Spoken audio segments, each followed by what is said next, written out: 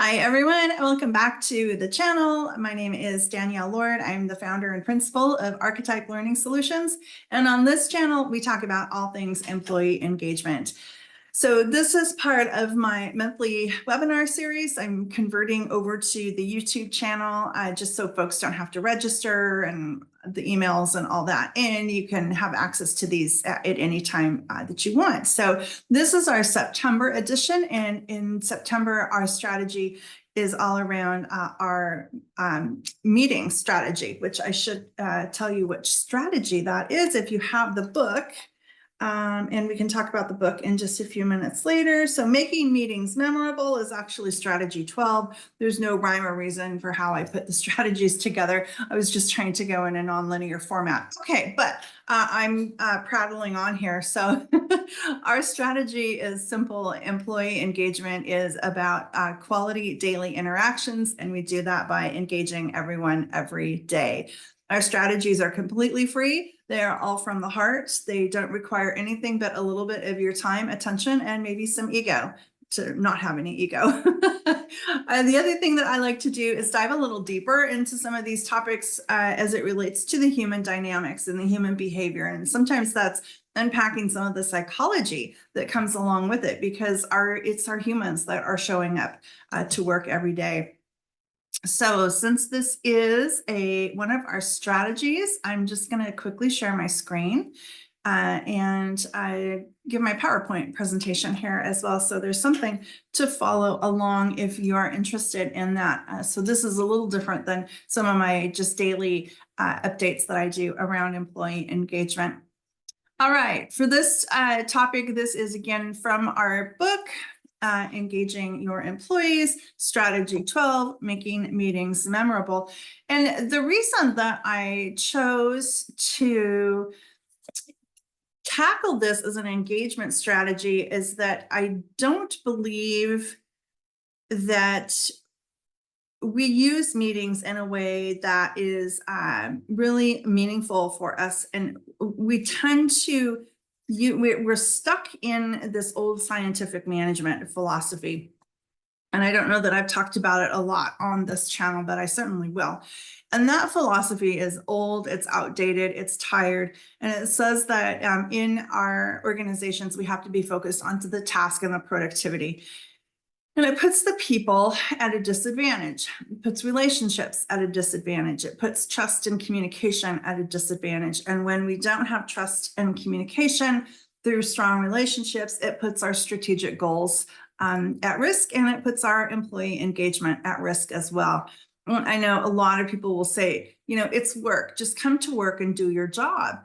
But I was reminded by a client who had that philosophy and that approach until he had a really bad experience. And now he fully understands the power, the benefit, the beauty of good, solid, strong relationships as it is a part of employee engagement. So that's why making meetings memorable is one of our strategies. This is such a great way to connect, to get our folks to connect. One of those strategies is to have a focused moment. I came from a large health system, Catholic health system, and they were called reflections. I've carried them through. I've way past my time with that particular health system. You still use them to this day, and I call them focused moments. So this is one of my stories that I'll talk about, and we'll share how this is a strategy for helping team engagements through your meetings. So this is one of the stories. I love animal stories as it relates to management and leadership because there's no ego with animals. They are all focused on the health of the system, and that includes one another. So this is called the power of the team. The flightless fairy penguin of Australia stands less than a foot tall and is clumsy on land where the fox is its natural enemy. Alone, one penguin won't survive long. So at the end of each day in the water, they gather where the surf meets the shore, waiting until the last penguin joins them. Then, shoulder to shoulder, they march up the beach to their burrows. They support each other and rely on each other, and everyone except the fox wins. So that's the power of team coming from the little fairy penguins in Australia. Again, it just highlights how much stronger we are together when we are there to support one another and not looking out for ourselves alone. So, okay, just a quick update. What is employee engagement? It's really about rethinking your culture in terms of being a culture that's committed to one another, committed to a mission, a vision, a set of core values. That's really what makes employee engagement, when everyone is working towards that commitment together. Your presence matters. As I say, our strategy is simple. It's about quality daily interactions through engaging everyone every day. Our tools are practical, simple, and best of all, they're free, because the hot dog lunch is great. But at the end of the day, if I still have to go back into a shitty culture, what did the hot dog lunch matter? And then what's next? And what's next is follow up, follow through, and remember that this is a practice, which means that we are doing these things on a regular basis. And as long as we're showing up consistently and recognizing when we've had a moment where we've faltered, that's okay. Get back up and have a conversation about it, reflect on it, and do it again. But it's all about consistency. All right, so just as a reminder, what is employee engagement? It's a measure of the degree of enthusiasm, involvement, dedication that employees feel to the workplace, to the organization, to the goals, to the customers. All of these things are standing in between the employee. So all of these interactions have to go through the employees that are the ones that are interfacing with your customers and helping you meet your strategic goals. So engaged employees give a damn. I'm just going to put it that simply. Where disengaged employees, those are that are feeling unheard, unvalued, hurt maybe in some degrees, just don't have that same measure of commitment. In fact, this is what we call quiet quitting in our organizations right now. And I like to remind folks that quiet quitting sounds nice. But words matter. And so I like to kind of rattle folks awake sometimes with what I call it, which is sabotage. Disengaged employees, they're humans and they're having a human experience and a human reaction. And that reaction is self-preservation. And that's going to show up in your organization sometimes as sabotage, as they look out for themselves, look out for their own interests, because that's what sometimes they have been brought to that level. And am I saying that all employees are exempt from showing up and doing bad things? No, I'm not. But there is employment relationship is just that. It's a mutual relationship where both parties have to be working together. And when employees feel that the employer, their manager, whomever is no longer working with them, that relationship is going to deteriorate. And when there's no other place for them to go, self-preservation as a human nature is going to kick in. So there we go. Someone recently asked me if I was concerned by calling it sabotage, that was going to place the blame solely on the employee. And yeah, I do get concerned about that. But I think sometimes our managers and executive managers have to have that kind of shaken moment where they go, oh my gosh, this is much bigger than just something called nicely quiet quitting. So anyway, we can unpack that a little bit later on. So I've talked a little bit about this. This is a leadership kind of theory called leader making. And I apologize, I don't have the researchers who put this together. I'll try and include that in the description. But they say that all of our team members are in 3 phases, if you will, in the organization. And they were either in the stranger phase, the acquaintance phase, and the partner phase. And I think part of the holdover of scientific management, or the somehow scientific management is the best approach, leaves us in the stranger phase and does not allow us to get into this acquaintance or even this partner phase. And you can see here from the different phases on this matrix that when we're in the partner phase, we have much better reciprocal influences. Our exchanges are of more high quality, and the interests are of the organization or the group overall. So that could include the team, it could include the goals, it could include the organization. All right, so it's September here in the world. And, this is strategy number 12, which is making meetings memorable. So again, I'll put forth this idea that I think we've gotten too into this notion that our meetings have to be all about productivity, getting through the agenda, making sure everything is on task, on point, on par, on schedule, on budget, when really we can be using our meetings for something much stronger, or a way to strengthen our own employee relations, and our own employee engagement when we use meetings when we use meetings to cover all of those important topics and use meeting time to get to know one another.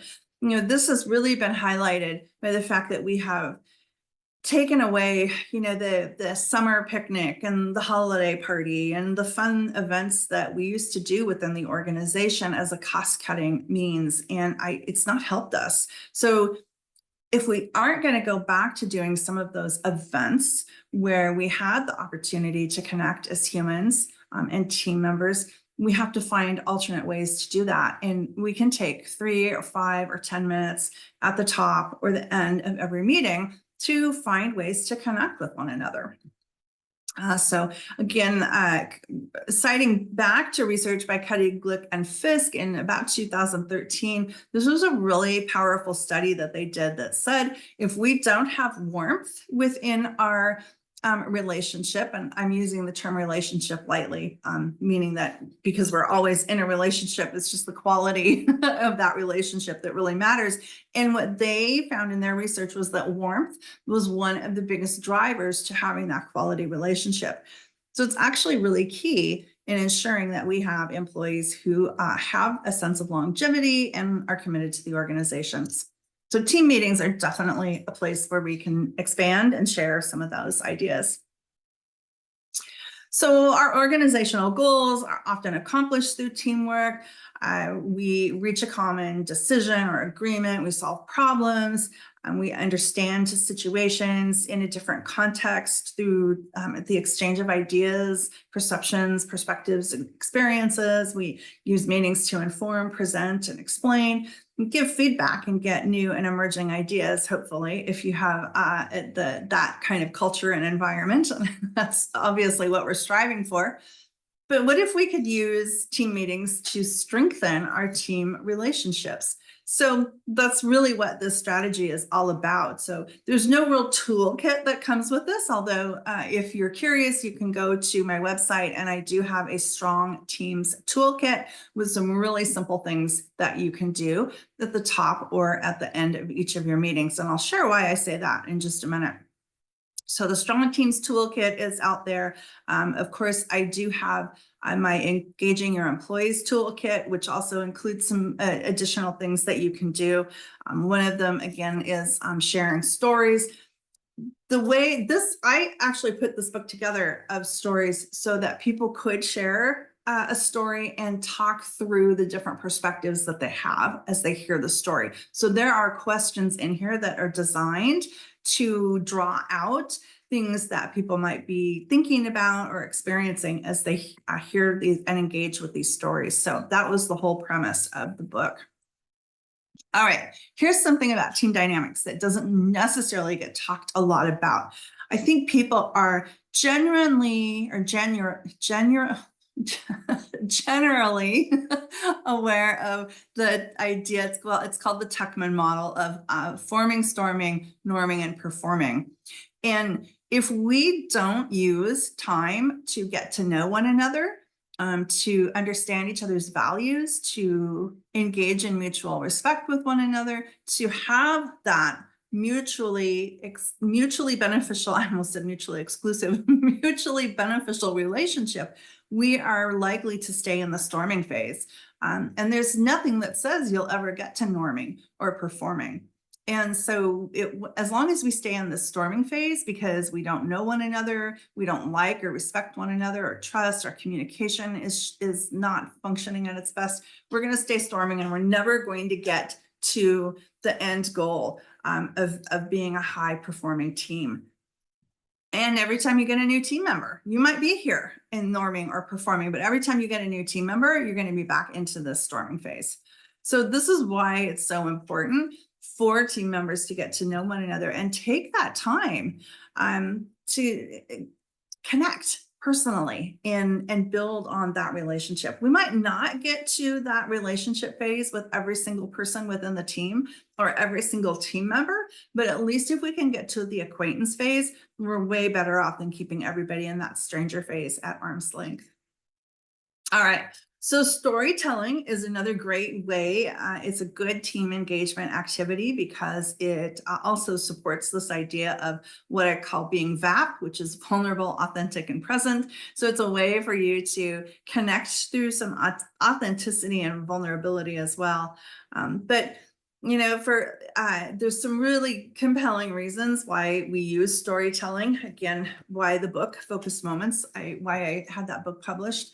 But storytelling is increasingly referenced as an important leadership skill.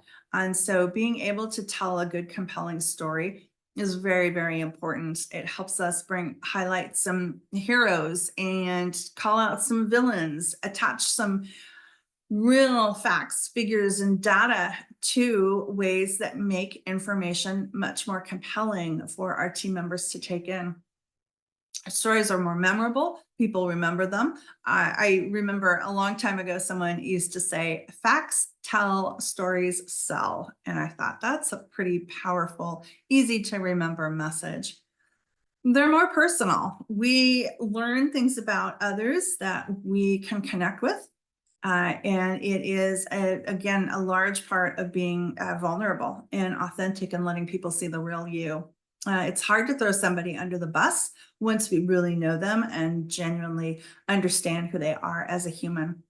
And it just helps us to connect much more broadly to a larger audience. So there's a storytelling template in the toolkit that I have that is a companion piece to the book, Engaging Your Employees. I mentioned that toolkit, and the storytelling template is a part of that as well. All right, so that's a little bit about, I did want to cover one more thing. I said at the beginning of the meeting or at the end of the meeting. So this is another really important reason why it's so important to know who is on your team. And one of the most easiest and simple ways to do that is through some personality or temperament type assessments like Myers-Briggs. Personalysis is the one that I use in my business. There's the DISC. There's all kinds of other even fun ones called DOPE, which is Dove, Owl, Peacock, and Eagle. It's a fun one to use. But I know there's a lot of pushback around personality styles and assessments because people say, well, they're not valid. There's bias in the way that people answer the questions. And yeah, I would say that all of those things are true. But what they do is they have, and they all mirror the same thing. It's a way of understanding how we take in, process, and act on information. And so I think there's a lot of commonality, a lot of generalizability, and commonality in some of those ways that we do that. So we either categorize things in very analytical ways, or we look at things in a very big picture structure. We either see things globally or we see things down in the very minute detail. We tend to be hyper-focused and get the task accomplished first before we dive into the fun stuff, or we like the fun stuff as a way to break the ice to get to the stuff that needs to be done. All of those are all common in every personality or temperament assessment that's out there. And I think that's what is the important part to understand. So if you know your team and you know that you have a team that is likes to be social, you're going to want to put these team building activities front of the meeting so that people feel that they've walked into something that can let their guard down a little bit. They're a little bit more relaxed, for example. So those would be in the Myers-Briggs, those would be your feeling types, maybe your N's, your intuitive types, your P's, perceiving. And they're just naturally going to need that approach in the meeting in order to feel a little bit settled. From the DISC perspective, same thing applies. That would be your I's and S's. Let me think. Personalysis, which uses colors, that would be your yellows and blues. So if you have a team that is more predominantly analytical, wants the facts and the data, wants to get right to the information at hand, don't waste my time with some of this stuff. Those would be your reds, your fires, your let's get down to the work, your Ds and DISC, the Ds and Cs and the DISC, the judging from Myers-Briggs, maybe your T's, your thinking preference and Myers-Briggs as well, your owl and your eagle if you're using the dope approach. So those personality preferences are going to want to get right down to business. And if you have a team that's primarily made up of that temperament style, you would want to put this work at the end of the meeting. If you've got a good mix, you're just going to have to lean in. So there's going to be discomfort somewhere. Just give a good explanation and rationalization as to why you've made the selection that you did. But understanding the makeup of your team, another equally important reason to do that, and then select, do I need to have this work at the beginning, this team building work, or should it be more towards the end? So, all right, there we go. Brings us to our last slide of our monthly strategy on meetings and using your meetings to build employee engagement. But key consistency is key in all of these things. And if these are new to you, you're probably not going to get it right the first time you try it. So just keep at it and explain to your team the actions that you're taking and why. Just as a reminder, right now in 2025, we've seen employee engagements hit a complete low, lowest scores on employee engagement that we have ever seen. And that's about 30% engaged. That includes managers. So explain to your team, employee engagement is really important to you. You want people to have a good experience when they come into the workplace, and ask for grace. Ask for feedback, ask them to go on this journey with you. You might not get it right the first time, but you're open to ideas and you're asking them to be understanding. And then feel free to reach out anytime. I love having these conversations. So you can actually text me or call me. This is my business line, 253-269-2116. Of course, you can email me, Danielle at Archetype Learning Solutions at Gmail. And then you can add comments to the videos that are on our channel for employee engagement. So, and then of course we do have our book and complete toolkit if you're interested in that. So, all right, I think that is our conclusion for this webinar topic on making meetings memorable and using meetings as a way to improve employee engagement. Remember that employees come to you for what you offer. They stay with you for what you provide. All right, if this content resonates with you, I hope you'll like, subscribe, share, and comment below because I will respond to comments and questions that you have. And again, I'm Danielle Lord, Principal of Archetype Learning Solutions, and we are passionate about helping you retain your top talent. Hope to see you next time. Thanks.